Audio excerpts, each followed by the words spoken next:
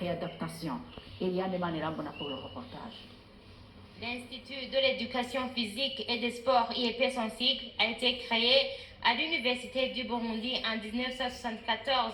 50 ans au service de la nation, les activités de lancement de l'année jubilaire ont vu la participation de nombreux lauréats de cet institut de différentes promotions. Parmi eux, le lauréat de la première promotion de l'IEPS, Pinia Ngondié. Sur la liste des lauréats figure aussi l'ancien président du Burundi, Feu Pierre Nkurunziza.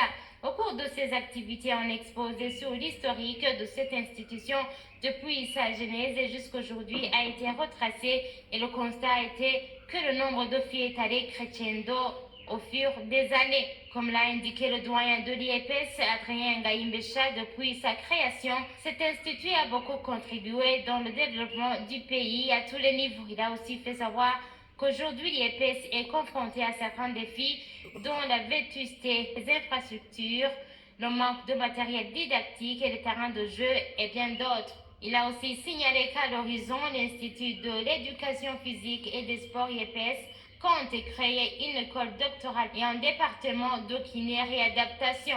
Nous sommes déjà au niveau du master.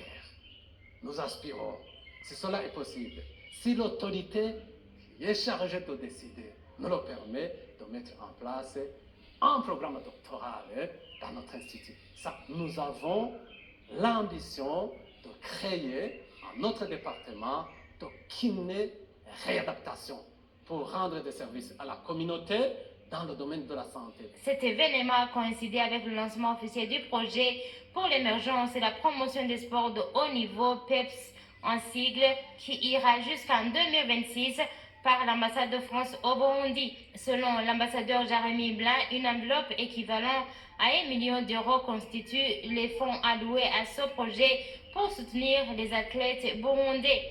Les étudiants de l'IEPS ont aussi participé à une activité sportive relais autour du monde organisée par l'ambassade de France au Burundi dans le cadre de la préparation des athlètes qui participeront dans les Jeux olympiques et paralympiques de Paris qui se dérouleront cette année.